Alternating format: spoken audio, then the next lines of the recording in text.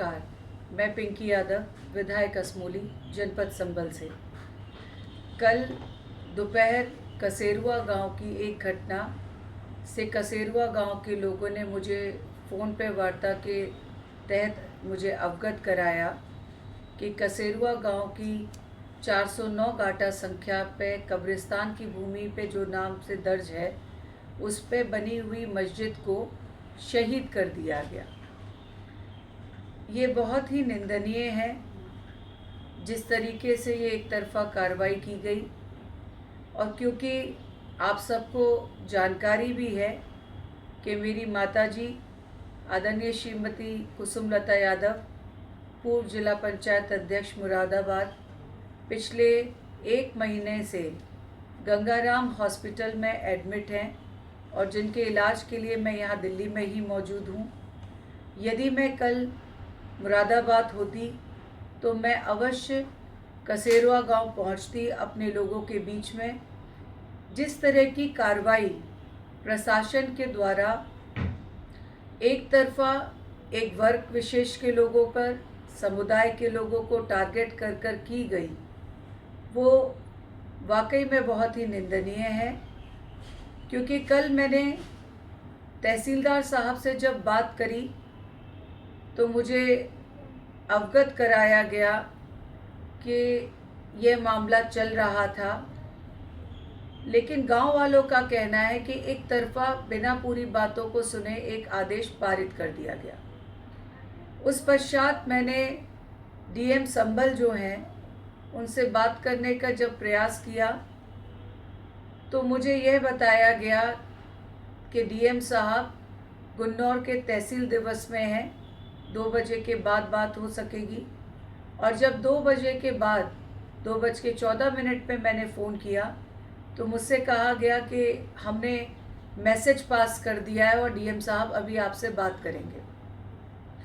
2:14 के बाद फिर 15 मिनट बाद मैंने कॉल किया और ऐसे 3 बार मैंने जब कॉल किया, तीनों बार मुझसे ये कहा गया कि बस डीएम साहब बात करेंगे।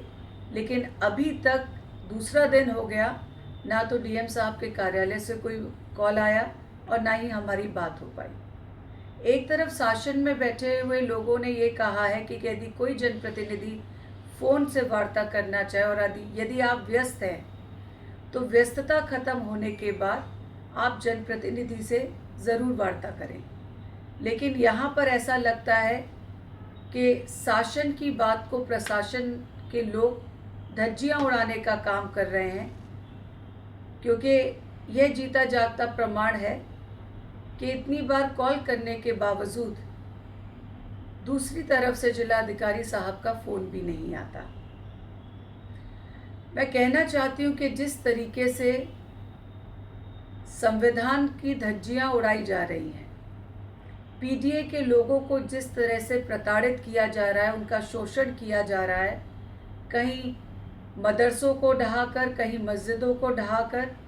और मेरे विधानसभा क्षेत्र में चाहे ये कल की घटना कसेरुआ गांव की हो जहां मस्जिद को शहीद कर दिया गया, या फिर घटना कुछ दिन पूर्व की राया बुजुर्ग की हो, एचोड़ा कंबो ग्राम की हो, या मुबारकपुर बंद ग्राम की हो, जहां पर जिस तरीके से मस्जिदों को शहीद कर दिया गया। और मुबारकपुर बंद और कई जगहों पर तो ये तक कहा गया कि यदि ग्राम सभा भूमि पे जितने पे ये बनी हुई है उतनी ग्राम सभा भूमि की पूर्ति के लिए हम अपनी ज़मीन देने को तैयार हैं। शासन और प्रशासन के लोग उस भूमि को हस्तांतरित करके अपने में उसकी पूर्ति कर ले ग्राम सभा की को, लेकिन वहाँ पर भी इन बातों को नज़रअंदाज कर दिया गया, एक भी नहीं सुना गया, एक भी बार। तो मैं कहना चाहती हूँ कि शासन जिस तरीके से निरंकुश होकर, सत्ता में बैठे लोग जिस तरह से निरंकुशता के साथ विशेष वर्ग के लोगों को, समुदाय के लोगों को टारगेट कर रहे हैं, उनका शोषण कर रहे हैं, उस शोषण को बंद करने का काम करें। नियम और कानून सबके लिए बराबर होता है। और मैं इसी जनपद संभल में प्रशासन के लोगों को दिखा सकती हूँ कि किस तरीके से गांव के गांव ग्राम सभा की भूमि पर बसे हुए हैं। ग्राम सभा के ऊपर कई कार्यालय बने हुए हैं। क्या प्रशासन के लोग उन सभी जगहों के कार्यालयों को भी हटाने का काम करेंगे? और मैं नहीं कहती कि उन गांवों में या उनमें कार्रवाई हो, लेकिन प्रशासन में बैठे लोगों को ये सोचना चाहिए कि यदि आपको कार्रवाई करनी ही है तो आप 122B के तहत कर सकते हैं, कोई आर्थिक दंड डाल सकते हैं, कहीं ना कहीं उसका रास्ता निकालने का काम प्रशासन के लोगों को करना चाहिए, जो उनके हाथ की बात है। लेकिन मंशा कहीं ना कहीं ये दिखती है कि सत्ता में बैठे लोगों के लिए, कहीं ना कहीं उन हुक्मरानों के लिए, उनकी निगाहों में आने के लिए इस तरह की कार्रवाई एक तरफा की जा रही है। मैं कहना चाहती हूँ कि संविधान से ऊपर कोई कानून नहीं। संविधान और कानून के तहत कोई बात करनी चाहिए और उसके रास्ते भी निकालने चाहिए। यहाँ जो कार्य हुआ, जिस तरीके से मस्जिद को शहीद कर दिया गया, उस गांव में एक तरह से सन्नाटा पसरा हुआ है। लोगों की आंखों में आंसू हैं। उनको इतना समय भी नहीं दिया गया कि वो अपने वहाँ पे सामान को हटा लेते, तब ये कार्रवाई आगे बढ़ती।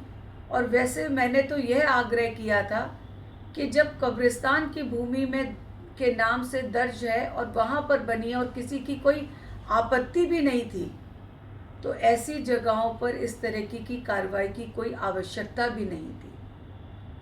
हम कहना चाहते हैं कि इस तरह की कार्रवाई आगे भी प्रशासन में बैठे लोग करने से बंद करें, अपने आप को रोकें इस तरह की कार्रवाई के लिए, क्योंकि ये कार्रवाइयाँ कहीं ना कहीं लोगों के मन में, लोगों के बीच में, लोगों के दिलों में एक वैमनस्यता को पनपाने का काम कर रही हैं। और ये इस तरह की कार्रवाइयाँ जो एक तरफा की जा रही हैं, ये केवल इमारतों को गिराने का नहीं, बल्कि लोगों के विश्वास को आघात पहुंचाने का काम भी हो रहा है। ऐसी कार्रवाइयों को प्रदेश की सरकार रोके, बंद करे, जो किसी समुदाय के विशेष वर्ग के लोगों को, समुदाय के लोगों की भावनाओं को आघात करे। इस लोकतंत्र में अपनी अभिव्यक्ति करने की आज़ादी हर वर्ग, हर समुदाय, हर जाति और बिरादरी के लोगों को है। उनके इबादत गाहों को, उनके प्रार्थना के केंद्रों को इस तरीके से ढहाने का काम ना किया जाए, उनके साथ इस तरह का व्यवहार ना किया जाए। और यदि ऐसा होता है तो मैं आगे भी अपने लोगों के साथ, उनके बीच में, उनके साथ खड़ी हुई मिलूंगी। मैं और समाजवादी परिवार हमेशा, हम सब लोग उन सब के साथ खड़े हैं जिनके ऊपर इस तरह की बर्बरता या उन्हें शोषित या उनके ऊपर शोषण करने का काम किया जाएगा। और इसमें न्यायपालिका का भी सहारा लिया जाएगा। और इस कार्रवाई को जो है, कहीं ना कहीं हम लोग जो है मिलकर इसका जवाब देंगे। और आने वाले वक्त में इतना निरंकुश मत बनिए आप सब लोग कि ये जो जनता है यही सर्वोपरि है। अगर आज आप उनको रुलाने का काम कर रहे हैं तो 2027 में यही जनता आपको जवाब देकर इस सत्ता में से उखाड़ने का काम करेगी। जय हिंद, जय समाजवाद।